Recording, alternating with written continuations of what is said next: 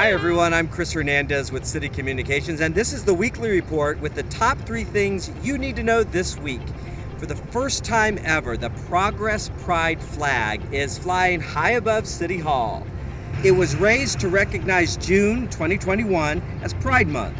It's the first time the Progress Pride flag has flown on top of any government building in the state of Missouri history. The city is proud to lead in this effort for representation and visibility for the LGBTQ+ community who call Kansas City home. Kansas City now has a Dr. Martin Luther King Jr. Boulevard, and the signs have just been installed. The upbeat ceremony included rides on the lift for the mayor and others for an up-close photo op with the new signs. Following multiple public meetings led by the KC Parks Board and input from hundreds of residents on how to best honor Dr. King, a stretch of road along Brush Creek that was Blue Parkway, Swope Parkway, and Volker Boulevard have been combined and renamed. In addition to the signs, KC Parks will be installing $1 million of landscaping improvements between Elmwood and Prospect. If you have not yet received your COVID-19 vaccination, it's easy and quick to get one at the Health Department and the Bruce R. Watkins Cultural Center.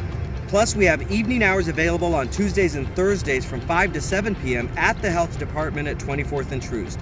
Vaccinations are free, no insurance needed, and are a great way to protect yourself and your family from this serious illness.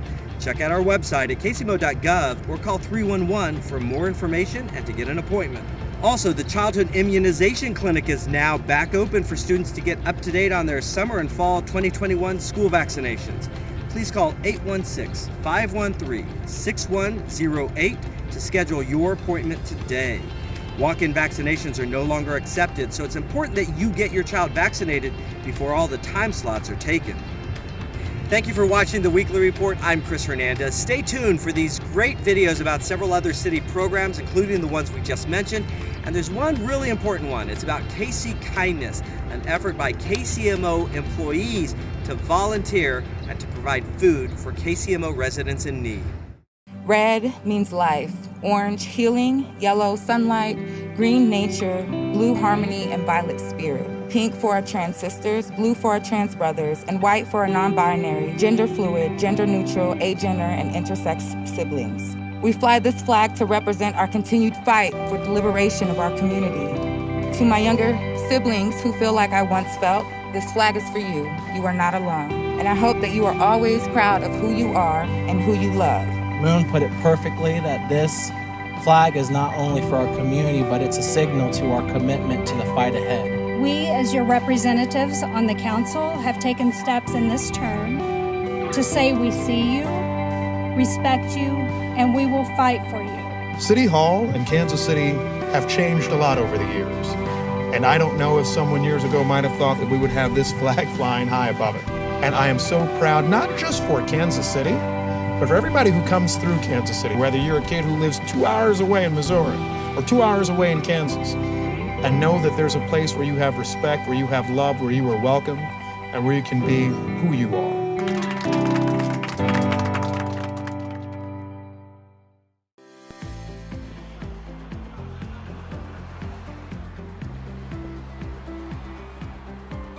And I am particularly excited that we are at this moment. When I started my term, there were a lot of questions as to what the future of a Martin Luther King Jr. Boulevard would be. But we were able to, through the help of the Parks Board, I know Commissioner Chris Good is here today, we were able to start a strong, collaborative community conversation about how we recognize Dr. King, how we listen to our community, and how we help build up our beautiful, our fabulous, our exceptional, and our world-renowned park system. SCLC of Greater Kansas City, a civil and human rights organization dedicated to peace and nonviolence and the defense of human dignity, is proud to be the organization here in Greater Kansas City that Dr. Martin Luther King Jr. himself founded. And we stand humbly and proud today in partnership, first of all, with the mayor of the city of Kansas City, Missouri. Today, we celebrate yet another victory of the cultural significance by placing the initial sign on our newly inaugurated Dr. Martin Luther King Jr. Boulevard.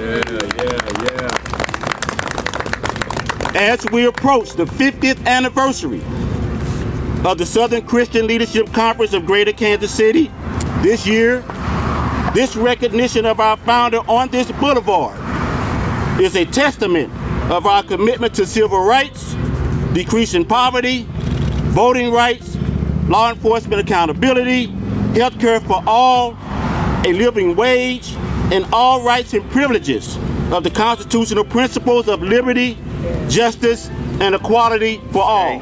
This is the kind of the cultural confluence of Kansas City right here, this MLK Boulevard, where it connects the 3rd District, the 5th District, and the 4th District right here in Kansas City. So, with that being said, how are we going to do all of this? The Public Works Department, and you saw the staff that's behind, have been working today, and they'll be working tomorrow to replace 37 signs in honor of Dr. Martin Luther King Jr. We also have 5 LED signs that will be replaced in honor of Dr. Martin Luther King. Dr. Martin Luther King Boulevard Jr. Boulevard here in Kansas City, Missouri will be a reality. Wonderful. Thank you.